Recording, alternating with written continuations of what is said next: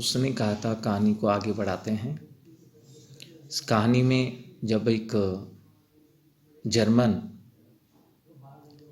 लप्टन साहब का फर्जी वेश बना करके आ जाता है, एक काल्पनिक कहानी से लहना सिंह पहचान जाता है कि फर्जी लप्टन साहब है। दिया सलाई लाने के बहाने से नीचे खंदक में जाता है और वजीरा सिंह जब पूछता है कि ऐसा क्या कयामत आ गई है, थोड़ा तो सो जाने दिया होता। आगे बढ़ाते हैं कहानी को। अब लहना सिंह वजीरा सिंह को कह रहा है, होश में आओ, कयामत आ गई है और लप्टन साहब की वर्दी पहन कर ही आई है। तो वजीरा कहता है, क्या? लप्टन साहब या तो मारे गए हैं या फिर कैद हो गए हैं, उनको किसी ने कैद कर लिया होगा। उनकी वर्दी पहन करके यहाँ कोई ये जर्मन आ गया है।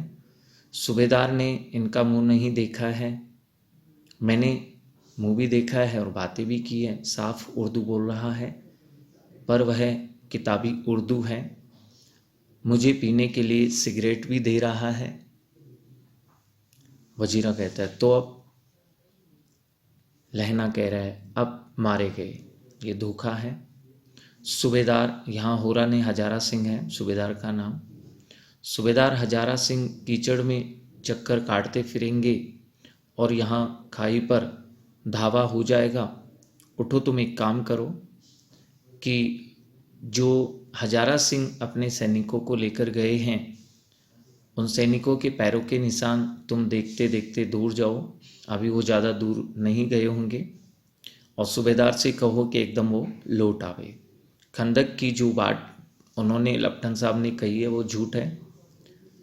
चले जाओ, खंदक के पीछे वाले रास्ते से तुम जाओ और ध्यान रखना पत्ता तक भी न खटके, कोई आवाज़ नहीं हो जाए, इन्हें पता नहीं चल जाए फर्जी लप्टन साहब को, देर मत करो। वजीरा कहता है, हुक्म तो यह है कि यहीं पर, क्योंकि सूबेदार हजारा सिंह जाने से पहले हुक्म देके गए थे कि यहीं पर रहना। अब लहना कह रहा है, ऐसी तैसी हुक्म की, मेरा हुक्म है जमादार लहना सिंह का, जो इस वक्त यहाँ सबसे बड़ा अफसर है, उसका हुक्म है। मैं लप्टन साहब की खबर लेता हूँ, मैं इनकी जानकारी लेता हूँ, मैं उनको रोक के रखता हूँ जब तक तुम पीछे से निकल करके और सूबेदार और सैनिकों को लाओ। अब वजीरा सिंह कहता है, पर यहाँ तो तुम 8 ही रह जाओगे, क्योंकि 10 में से एक बौदा सिंह बीमार पड़ा है और मुझे तुम भेज रहे हो, तो फिर 8 ही रह जाओगे। तो ये कहता है, 8 नहीं, हम 10 लाख हैं, एक एक अकालिया सिख है, 1.25 लाख के बराबर होता है, तुम यहाँ से जाओ। लौट करके खाई के मुहाने पर लहना सिंह दीवार से चिपक गया। उसने छिप करके देखा कि लप्टन साहब ने जेब से वहाँ बैल के बराबर के 3 गोले निकाल लिए हैं और तीनों को जगह जगह खंदक की दीवारों में घुसेड़ दिया है। तीनों को एक तार से जोड़ दिया है। तार के आगे सूत की गुत्थी थी, जिसे सिगड़ी के पास रख दिया है। बाहर की तरफ जाकर एक दिया सलाई जला करके और गुत्थी पर रखने ही वाला था, अर्थात वो उसमें आग लगने वाला था।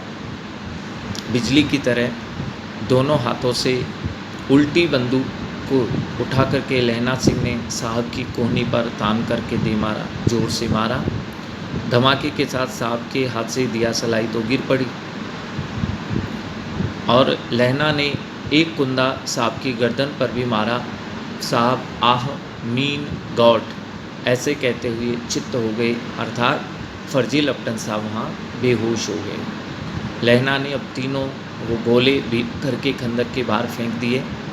साहब को घसीट कर सिगड़ी के पास लिटा लिया, जेबों की तलाश ली, 3-4 लिफाफे और एक डायरी निकाल करके उन्हें अपनी जेब के हवाले किया, यानी अपने पास रख लिया। साहब की मूर्छा कुछ समय बाद हटी। लहना हंसकर बोल रहा है, क्यों लेफ्टिनेंट साहब, अब मिजाज कैसा है, तबीयत कैसी है? आज मैंने बहुत बातें आपसे सीख ली है।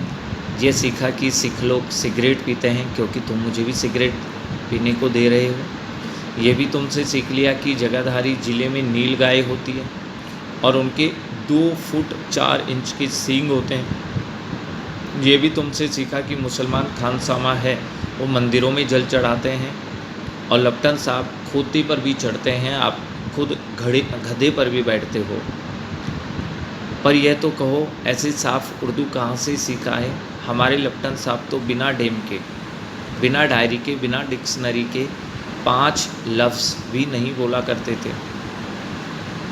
इस प्रकार से अपनी काल्पनिक कहानी के बारे में लेफ्टिनेंट साहब को लहना सिंह कहने लगा। लहना ने पतलून के जेबों की तलाशी नहीं ली थी। लहना ने और जेबों में तो देख लिया था, शर्ट की जो जेबें थी उनकी तलाशी तो कर ली थी, ले ली थी, जो मिला वो रख लिया था, लेकिन पतलून की जेबों की तलाशी लहना ने नहीं ली थी। साहब ने मानो जाड़े से बचने के लिए दोनों हाथ जेबों में डाले। ऐसा लग रहा था जैसे सर्दी के बचने के लिए उन्होंने अपने दोनों जेब हैं पतलून के, अपने दोनों हाथ पतलून की जेबों में डाल रखा है। लहना सिंह कहता चला गया, चालाक तो बड़े हो पर मांझी का लहना, कि अपना निवास स्थान जो गांव था मांझी का बता रहा है कि मैं मांझी गांव का रहने वाला हूँ। इतने वर्षों तक लेफ्टिनेंट साहब के साथ रहा है, उसे चकमा देने के लिए 4 आंखें चाहिए, यानी मुझे धोखा देने के लिए बहुत चतुरता चाहिए। 3 महीने हुए, एक तुर्की मौलवी मेरे गांव आया था, औरतों को बच्चे होने के ताबीज़ बांटता था, जो निसंतान थी उन्हें ताबीज़ देता था कि ताबीज़ को पहनने से संतान होगी, और बच्चों को भी कई तरह की दवाइयाँ वो देता था। चौधरी के बड़ के नीचे वो अपना मंजा चारपाई बिछा करके और हुक्का पीता रहता था। कहा करता था कि जर्मनी वाले बड़े पंडित हैं, जर्मनी वालों की वो प्रशंसा करता था। कहता था वीर पढ़ करके उसमें से विमान चलाने की विद्या वो जान गए हैं, गाय को कभी नहीं मारते हैं, हिंदुस्तान में आ जाएंगे तो यहाँ गोहत्या बंद कर देंगे। अनुमान लगा रहा है कि हिंदुस्तान में जर्मनी वालों का अधिकार होगा तो वे गो हत्या बंद कर देंगे। मंडी के बनियों को भी वो बहकाता था कि डाक खाने से रुपया निकाल लो, क्योंकि जो यहाँ अंग्रेज़ सरकार है उनका राज्य भी यहाँ से जाने वाला है। डाक बाबू ओल्लू राम था, वो भी डर गया था। लहना बोल रहा है कि मैंने उन मुल्ला साहब की दादी मूंग दी और गांव से बाहर निकालकर उन्हें कहा जो मेरे गांव में अब पैर रखा तो, यानी मैं उन मौलवी साहब से भी नहीं डरा था। साहब की जेब में से अब पिस्तौल चला, उनकी पतलून की जेब थी, उसमें कोई पिस्तौल रखी हुई थी, और अब साहब ने मौका देख करके और पिस्तौल चलाई। लहना की जांघ में गोली भी लग गई। इधर लहना की हेनरी मार्टिनी, ये बंदूक का नाम है, कि 2 फायर लहना ने भी किए और साहब की तो कपाल क्रिया ही कर दी, अर्थात यहीं पर फर्जी लेफ्टिनेंट साहब मारे गए। धमाका जब सुना तो खंदक के सभी सैनिक दौड़ करके बाहर आए। बोधा जो बीमार था वो भी अंदर से चिल्लाने लगा, क्या है? तो लहना ने उसे ये कह कर वापस सुला दिया कि एक हड़का हुआ कुत्ता आ गया था, उसे मैंने मार दिया। और दूसरे जो सैनिक थे उन सबको सही पूरी जानकारी दे दी। सब बंदूकें लेकर तैयार हो गए। लहना ने साफा फाड़ करके घाव के दोनों तरफ पट्टियाँ कस करके बांध ली। घाव मांस में ही था। पट्टियों की कसने से अब रक्त निकलना बंद हो गया था। इतने में 70 जर्मन चिल्ला करके घाय में घुसे। अब 70 जर्मनी वाले वहाँ आ गए और उन सैनिकों ने इन पर आक्रमण कर दिया। सिखों की बंदूकों की बाढ़ ने पहले धावे को रोका, दूसरे को रोका, पर यहाँ तो 8 सैनिक ही थे। लहना सबको तक तक करके मार रहा था, देख देख करके बिल्कुल सटीक निशाने के साथ मार रहा था। खड़ा होकर के वो बंदूक से गोलियां बरसा रहा था और दूसरे जो 7 सैनिक थे वो लेट करके। तो इधर 8 सिख सैनिक थे, उधर जर्मनी वाले 70 आ गए थे। अपने मुर्दा भाइयों के शरीर पर चढ़कर जर्मन आगे घुसाते थे। जो सिखों की गोलियों से मर रहे थे उनकी लाशों के ऊपर से जर्मनी वाले आगे बढ़ते ही जा रहे थे। कुछ ही मिनटों में वे अचानक आवाज़ आई, वाह गुरु जी दी फतेह, वाह गुरु जी दा खालसा। अर्थात जो वजीरा सिंह सूबेदार और अन्य सैनिकों को बुलाने गया था वो सेना आ गई है। धड़ाधड़ बंदूकों के फायर जर्मनों की पीठ पर पड़ने लगे। सामने 8 सैनिक थे और पीछे से सूबेदार भी अपने सैनिकों के साथ आ गया था। अब जर्मनी वाले बीच में रह गए, उनके सामने से भी गोलियां चल रही थी और पीछे से भी पीठ की तरफ भी गोलियां बरसने लगी थी। ऐन मौके पर, बिल्कुल ठीक समय पर, अवसर पर जर्मन 2 चक्की के पाटों के बीच में आ गए। पीछे से सूबेदार हजारा सिंह के जवान आग बरसा रहे थे और सामने लहना सिंह के साथियों के संगीन चल रहे थे, आक्रमण हो रहा था। पास आने पर पीछे वालों ने भी संगीन पिरोना शुरू कर दिया। पीछे से सूबेदार हजारा सिंह के सैनिकों ने भी आक्रमण कर दिया। अब कुछ समय बाद एक किलकारी और आई, अकाल सिखा दी फौज आई, वहाँ गुरु जी दी फतेह, वाह गुरु जी दा खालसा, संत श्री अकाल पुरुष। और फिर लड़ाई खत्म हो गई। इन नारों से पता चल रहा है कि सिख जीत गए, विजय हो गई इनकी। 63 जर्मन या तो खेत रहे, खेत रहे का अर्थ है मर जाना। इनमें 63 जर्मन या तो मारे गए या फिर घायल होकर के वहाँ करा रहे थे। और सिखों में से बात करें तो 15 सैनिकों ने अपने प्राण त्याग दिए, अपना बलिदान कर दिया। सूबेदार के दाहिने कंधे में से गोली आर पार निकल गई थी। लहना सिंह की पसली में एक गोली और लग गई थी। उसने घाव को खंदक की गीली मिट्टी से पूर लिया और बाकी का साफा कस करके कमरबंद की तरह लपेट लिया, ताकि किसी को पता ही नहीं चले कि लहना सिंह के एक गोली और लगी है और वो बड़ा भारी और घातक घाव है कि किसी को पता नहीं चले, इसलिए कमरबंद की तरह इन्होंने अपना साफा वहाँ बांध लिया। अब लड़ाई के समय चांद निकल आया था, रात्रि को ये लड़ाई हुई थी। ऐसा चांद जिसके प्रकाश से संस्कृत कवियों का दिया हुआ क्षयी नाम सार्थक हो रहा था। क्षयी यानी बिल्कुल मंद रोशनी। हवा ऐसी चल रही थी जैसी बाण भट्ट की भाषा में दंत वेणोपदेशाचार्य कहलाती है। बाण भट्ट ने अपनी रचना में जैसी हवा का, शीतल हवा, मंद हवा का वर्णन किया है, वैसी हवा भी चल रही थी। वजीरा सिंह कह रहा था, मैंने कैसे मन भर फ्रांस की भूमि की मिट्टी मेरे बूटों से, मेरे जूतों से चिपक रही थी, फिर भी दौड़ दौड़ करके सूबेदार के पीछे मैं चला गया था।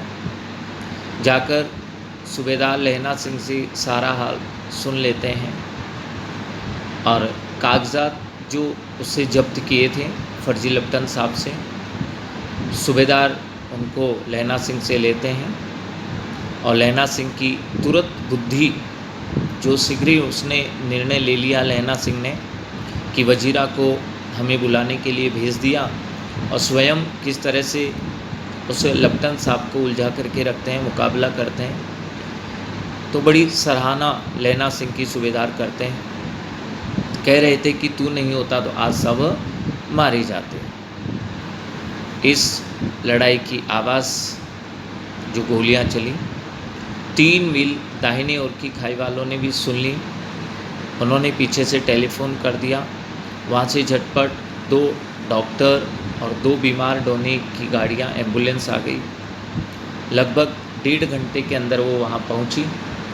फील्ड अस्पताल वो पास में ही था। सुबह होते होते वहाँ पहुँच ही जाएंगे, इसलिए मामूली पट्टी बांध करके एक गाड़ी में तो घायल सैनिकों को लिटा दिया और दूसरी गाड़ी में लाशों को रख दिया गया। सूबेदार ने लहना सिंह की जो जांघ पर गोली लगी थी वहाँ पट्टी बंधवानी चाहिए, पर उसने यह कहकर टाल दिया कि थोड़ा सा घाव है, सवेरे देखा जाएगा।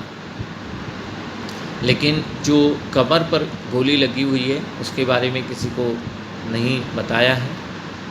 बोधा सिंह ज्वर में भरा रहा था, करा रहा था। बोधा सिंह के भी बुखार था। गाड़ी में उसे लिटा दिया गया।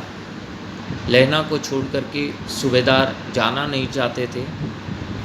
यह देख कर के लहना ने कहा कि तुम्हें बोधा की कसम है और सूबेदारनी की भी सौगंध है, जो इस गाड़ी में तुम नहीं चले जाओ। तो वह कहते हैं और तुम? तो लहना कहते हैं मेरे लिए वहाँ पहुंचकर गाड़ी दोबारा भेज देना, और जर्मन मुर्दों के लिए भी तो गाड़ियाँ आएगी ना। और मेरा हाल ज़्यादा बुरा है नहीं, देखते नहीं मैं बिल्कुल खड़ा हूँ, और वजीरा सिंह मेरे पास है ही। तो सूबेदार कहते हैं अच्छा, पर लहना कहने लगते हैं बोधा गाड़ी पर लेट गया है, भला आप भी चढ़ जाओ। और सुनो तो, सूबेदारनी होरा को एक चिट्ठी तुम लिखो, तो मेरा मत्था टेकना भी लिख देना, मेरा नमस्कार प्रणाम भी लिख देना, और जब घर जाओ तो कह देना कि मुझसे जो उसने कहा था वो मैंने कर दिया है। अब गाड़ियाँ चलने लगी हैं। सूबेदार ने चढ़ते चढ़ते लहना का हाथ पकड़ करके कहा, तूने मेरे और बोधा के प्राण बचाए हैं, बाद में लिखना कैसा है, फिर हम साथ ही घर चलेंगे। अपनी सूबेदारनी को तू ही कह देना कि उसने तुम्हें क्या कहा था। अब आप गाड़ी पर चढ़ जाओ, मैंने जो कहा है वह लिख देना और कह भी देना। गाड़ी जैसे ही वहाँ से जाती है, लहना लेट जाते हैं। वजीरा को कहते हैं वजीरा पानी पिला दे, मेरा कमरबंद खोल दे, तर हो रहा है, रक्त में ये पूरा भीग गया है। कहानी को आगे बढ़ाते हैं। मृत्यु के कुछ समय पहले स्मृति बहुत साफ हो जाती है। जन्म भर की जो महत्वपूर्ण घटनाएं हैं एक एक करके सामने आने लग जाती हैं। सारे दृश्यों के रंग साफ हो जाते हैं, स्पष्ट सारी बातें याद आने लगती हैं। समय की जो धुंध है, समय का जो बहुत बड़ा अंतर आ गया है, बहुत समय बीत गया है, वह धुंध हट जाती है। वो बातें बिल्कुल स्पष्ट याद आने लग जाती हैं। लहना को भी अब बचपन की बातें याद आ रही है कि जब ये 12 वर्ष के थे, अमृतसर में मामा के यहाँ आए हुए थे, दही वाले के यहाँ, सब्जी वाले के यहाँ, हर कहीं उसे एक 8 वर्ष की लड़की मिल जाती है। पूछता है तेरी कुड़माई हो गई, दत्त कह कर के वह वहाँ से भाग जाती है। और एक दिन उसने वैसे ही पूछा तो उस लड़की ने कहा हाँ कल हो गई, देखते नहीं है रेशम के फूलों वाला शालू। लहना सिंह को दुख हुआ, क्रोध भी आया। क्यों हुआ? ये बचपन की बातें अब लहना को याद आ रही थी। इतनी देर में लहना फिर कहता है अरे वजीरा मुझे पानी पिलाओ। फिर आगे यादें। 25 वर्ष बीत गए। लहना सिंह नंबर 77 राइफल्स में जमादार बन गए हैं। उस 8 वर्ष की कन्या का ध्यान ही नहीं रहते हैं, उस बालिका को भूल जाते हैं। नहीं मालूम है कभी मिली भी थी या नहीं, यानी बिल्कुल भुला देते हैं। 7 दिन की छुट्टी लेकर ज़मीन के मुकदमे की पैरवी करने अपने गांव लौट आते हैं। वहाँ रेजिमेंट के अफसर की चिट्ठी मिलती है कि फ़ौज है वो लाम पर लड़ाई के लिए जा रही है, तुरंत चले आओ। साथ ही सूबेदार हजारा सिंह की भी चिट्ठी मिल जाती है कि मैं और बोधा भी उस लड़ाई में चलेंगे। लौटते हुए हमारे घर होते जाना, हम सब साथ ही चलेंगे। सूबेदार का गांव रास्ते में पड़ता था और सूबेदार उसे बहुत चाहता भी था। लहना सिंह सूबेदार के घर पहुंच जाते हैं। जब चलने लगे तब सूबेदार अपने बेड़े में से निकल कर के बाहर आया। बोलता है, लहना, सूबेदारनी तुमको जानती है और बुला रही है, जाओ उससे मिला। लहना सिंह भीतर पहुंचा। सूबेदारनी मुझे जानती है, कब से? रेजिमेंट के क्वार्टरों में तो मैं कभी सूबेदार के घर के लोग रहे नहीं। सोच रहा था कि सूबेदारनी मुझे जानती है तो कैसे जानती है, कब मिला मैं उनसे? दरवाजे पर जाकर के मत्था टेकना कहा, यानी प्रणाम कहा, और सूबेदारनी ने आशीष यानी आशीर्वाद दिया, जो लहना सिंह ने सुना। लेकिन लहना सिंह चुप रहा। वो बोलने लगी, मुझे पहचाना? लहना सिंह कहता है, नहीं। तो बताती है, तेरी कुड़माई हो गई, धत कली हो गई, देखते नहीं, रेशमी बूटों वाला शालू अमृतसर में। और जब ऐसा सूबेदारनी बताती है तो भावों की टकराहट से अमूर्छा खुल जाती है, यानी समझ जाते हैं लहना सिंह कि ये वही 8 साल वाली बालिका है जो अमृतसर में मिली थी। लेकिन यहाँ वास्तव में इनके गोली लगी हुई है। अपनी करवट ये बदलते हैं। जैसे ही करवट बदलते हैं, पसली के घाव से रक्त बहने लग जाता है और फिर कहते हैं, वजीरा पानी पिलो। फिर याद आ रहा है कि उस सूबेदारनी ने कहा था। स्वप्न आगे बढ़ता है। सूबेदारनी कहती है कि मैंने तेरे को आते ही पहचान लिया था। एक काम कहती हूँ, मेरे तो भाग फूट गए। यहाँ से प्रश्न बन सकता है, सूबेदारनी ने मेरे तो भाग फूट गए ऐसा क्यों कहा? तो हम बता सकते हैं कि सूबेदारनी कहना चाह रही है कि स्त्रियों की सेना सरकार ने नहीं बनाई है, नहीं तो मैं भी राष्ट्र रक्षा के लिए, देश सेवा के लिए मैं भी लड़ाई में जाना चाहती हूँ, लेकिन सरकार ने स्त्रियों की सेना नहीं बनाई है, इसलिए मेरे तो भाग फूट गए हैं कि मुझे लड़ाई का, देश सेवा का मौका नहीं मिल पा रहा है। इसलिए कहा है, सरकार ने बहादुरी का खिताब दिया है कि लायलपुर में ज़मीन दी है, आज नमक हलाली का मौका मिला है कि हमें बहादुरी का खिताब तो दिया, लायलपुर में एक ज़मीन दे दी सरकार ने, और आज हमें अपनी वफादारी निभाने का मौका मिला है। पर सरकार ने हम तीमियों का अर्थ है औरतों की एक घघरिया पलटन या सेना क्यों नहीं बना दी? मैं भी सूबेदार जी के साथ चली जाती। एक बेटा है फौज में भर्ती हुए, उसे 1 वर्ष ही हुआ, उसके पीछे 4 बेटे और हो गए, पर एक भी जीवित नहीं रहा। ऐसा कहकर सूबेदारनी रोने लगी। और अब मेरे पति और एक ही बेटा है और दोनों युद्ध के लिए जा रहे हैं। मेरे भाग, तुम्हें याद है एक दिन तांगे वाले का घोड़ा दही वाले की दुकान के पास बिगड़ गया था, तुमने उस दिन मेरे प्राण बचाए थे। आप घोड़े की लातों में चले गए थे और मुझे उठाकर के दुकान के तख्ते पर खड़ा कर दिया था। ऐसे ही इन दोनों को भी बचाना, ये मेरी भिक्षा है, मैं तुम्हारे आगे आंचल पसारती। अब सूबेदारनी ने ऐसा लहना सिंह को कहा है कि मेरे बेटे और पति की रक्षा करना, मैं तुम्हारे आगे आंचल पसार रही हूँ। रोती रोती सूबेदारनी औवरी में चली गई, अंदर वाले कमरे में चली गई। लहना भी आंसू पोंछता हुआ बाहर आया। अब फिर युद्धभूमि की बात चल रही है। यहाँ पर घायल है लहना सिंह, कहते हैं वजीरा सिंह मुझे पानी पिला दें। लहना का सिर अपनी गोदी में रखे वजीरा सिंह बैठे हुए हैं। जब मांगता है पानी पिला देता है। आधे घंटे तक लहना लगभग चुप रहते हैं, फिर बोलते हैं कौन? कीरत सिंह।